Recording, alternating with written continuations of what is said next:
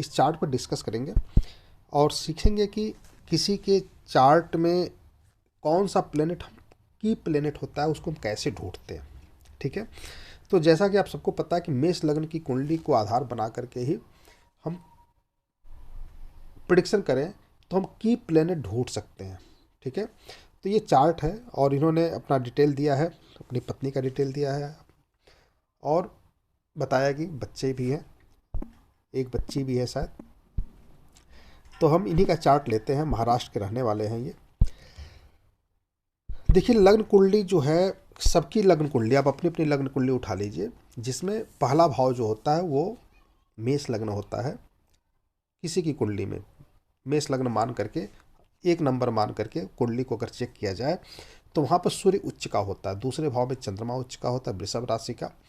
तो 1, 4, 7, 10 चार भाव जो होते हैं, केंद्र के जो भाव होते हैं, इनमें कोई प्लेनेट उच्च का है कि नहीं है। तो चौथे में कौन उच्च होता है? गुरु उच्च होता है। सातवें में कौन होता है? शनि उच्च होता है। और 10वें में कौन होता है? मंगल उच्च होता है ना, मकर का मंगल उच्च का होता है। तो अगर इस भाव में कोई प्लेनेट है और उससे अष्टम में कोई प्लेनेट नहीं बैठा है तो वो प्लेनेट आपका की प्लेनेट माना जाता है। उस पर आपको फोकस करना चाहिए। ठीक है, उसी से काम काज करने से वही आपके भविष्य का धन देने वाला होता है। इनके चार्ट में जो लग्नेश है वो बुध है ना, कन्या राशि में बुध उच्च का भी होता है। अगर मेष लग्न हम मान लें तो कालपुरुष कुंडली में छठा भाव बुध का होता है, उच्च का होता है यहाँ पे। लेकिन यहाँ पर राहु भी है 10 डिग्री पे और बुध भी 10 डिग्री पे है, सूर्य शुक्र भी है। तो ये तो त्रिकोण में अगर हम देखते हैं, त्रिकोण में गुरु जो है धनु राशि का मालिक होता है, स्व राशि का मालिक होता है। ये ज़्यादा अच्छा मुझे दिख रहा है क्योंकि यहाँ चंद्रमा गजकेसरी योग में बना बैठा है गुरु, और मंगल यहाँ पे मित्र प्लेनेट बैठा हुआ है। बस इसके अंदर एक कमी क्या है कि शनि यहाँ पे बैठा हुआ है 4th भाव में। ठीक है, अब ये क्या है कि अपने अपने बॉस से भी झगड़ा करते होंगे, अपने परिवार से भी लड़ते झगड़ते होंगे। ठीक है, और कन्फ्यूजन में रहते होंगे, निर्णय सही नहीं ले पाते। कारण क्या उसके पीछे कि लग्नेश छठे भाव में शत्रु भाव में बैठा है, जॉब भाव में बैठा है ना। पूरी लाइफ इनको नौकरी ही करनी है। साथ ही अगर थोड़ा सा चेंज करना अपना चाहते, भविष्य को भाग्य को चेंज करना चाहते, तो एक तरीका मैं बताऊंगा जिसको करने से ये काफ़ी सक्सेस रहेंगे। ठीक है, सूर्य यहाँ पर ऐसा होता है कि शत्रुहंता होता है।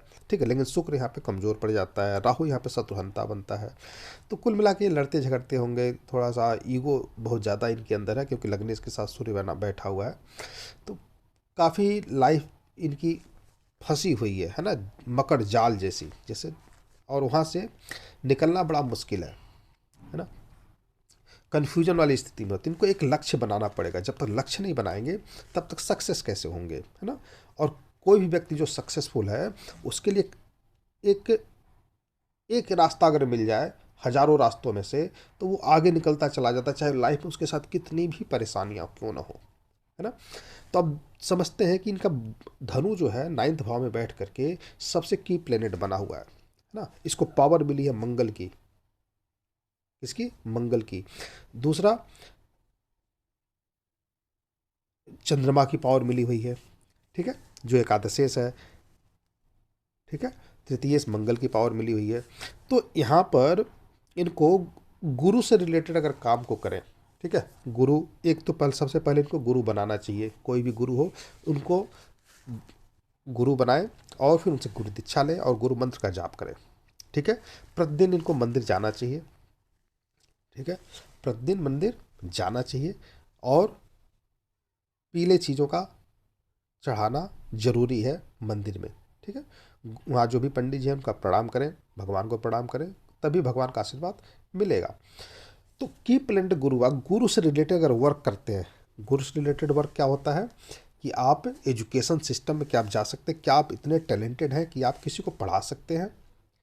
तो आजकल ऑनलाइन ऑफलाइन बहुत सारे तरीके हैं, अगर आप पढ़ा सकते हैं तो इसको शुरुआत कीजिए। ठीक है, दूसरा अगर आप ये कर सकते हैं तो अच्छी बात है, नहीं तो दूसरा फॉरेन योग भी बना हुआ है आपके चार्ट में। मंगल तृतीय सो करके 9th भाव में बैठ करके 12th भाव को देख रहा है, ये आपको विदेश यात्रा करा सकता है। अब दशांतर दशा पे निर्भर है कि विदेश यात्रा कब आप जाएंगे, लेकिन अभी आपका विचार क्या है, आप हमारे सामने तो है नहीं, है ना, आपकी कुंडली हम देख रहे हैं, तो एक विदेश यात्रा का योग बना हुआ है, विदेश यात्रा आप जा सकते हैं, वहाँ पे भाग्योदय आपका निश्चित रूप से है, भाग्योदय। ठीक है।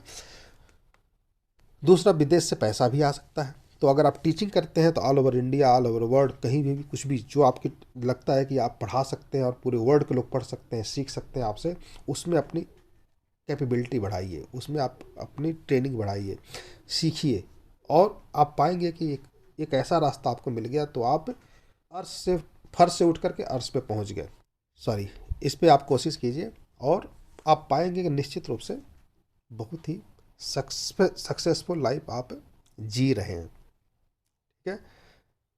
करना पड़ेगा आपको, तो उपाय पहला कीजिए, गुरु का आशीर्वाद लीजिए, मंदिर जाइए, आपके भाग्य अपने आप खुलने शुरू हो जाएंगे। ठीक है। एक काम और आपको करना है, लग्नेश के साथ राहु बैठा हुआ है, आपको सुबह सुबह जब भी आप स्नान करते हैं तो आप गंगा जल डाल करके पानी में और स्नान करना है। थोड़ा सा आपका शरीर बंधा हुआ है वो ठीक हो जाएगा। और वाद विवाद न करें, परिवार में कोई भी वाद विवाद होता तो उसे उसे इग्नोर करें। जहाँ आपको लगता है कि कोई शत्रुता बढ़ सकती है, वहाँ पर आप विरोध करने से बचें। अपने काम में मन लगाएं, अपने काम से काम रखें, किसी के फटे में टांग ना अड़ाएं। ठीक है। थोड़ा आलसीपन आपके अंदर है, उस आलसीपन को दूर करें। वृषभ राशि आपका है, थोड़ा आलसीपन होता है, मेहनती तो आप हैं लेकिन आलसीपन है, उसको दूर करना पड़ेगा। सुबह सुबह स्नान करना जरूरी है। जब तक आप साफ सुथरे नहीं रहेंगे, आप स्वच्छ नहीं रहेंगे, तब तक गुरु काम नहीं करता। गुरु एक ऐसा प्लेनेट है जो आपके भाग्य को बदल सकता है। मास्टर की आपको दे रहा हूँ, इसको ध्यान से अगर आप यूज करेंगे, निश्चित रूप से आप सक्सेस के आयाम को पा सकते हैं। ठीक है। अगर हम आगे बढ़ें तो देखा जाए तो दशांतर दशा है गुरु की, और प्रत्यंत दशा बुध की चल रही है, अंतरदशा बुध की चल रही है, उसके बाद से केतु की आएगी। ठीक है। केतु में आपका 3 9 12, 3 9 12 देखिए एक्टिव है ना। आपके 9 12 आपके बुध में भी एक्टिव है, आपके मंगल में 3 9 12 एक्टिव है, आपके 9 12 राहु में भी एक्टिव है। तो इस तरह से शुक्र में भी, शनि में भी 9 12 हर जगह एक्टिव है। तो आप अगर विदेश जा सकते हैं किसी भी तरीके से, आप विदेश चले जाइए, है ना, वहीं पे भाग्योदय आपका है। दूसरा तरीका है कि भाई आप टीचिंग को एक बेस बना सकते हैं किसी भी तरीके से, तो उसको बना सकते हैं। गुरु का आशीर्वाद आपको डेली लेना है। आपको एक ऐसा गुरु बनाना है जो आपको जीवन में कुछ पैसा कमाने लायक कुछ शिक्षा दे सके। अब आपको सोचना है, विचारना है, 1 दिन 2 दिन सोचिए, फिर बात करते हैं। ठीक है। मैसेज करके बताइएगा, कमेंट करके बताइएगा, फ़ोन करके बताइएगा, आपके लिए मैं हमेशा हाजिर हूँ। ठीक है। धन्यवाद।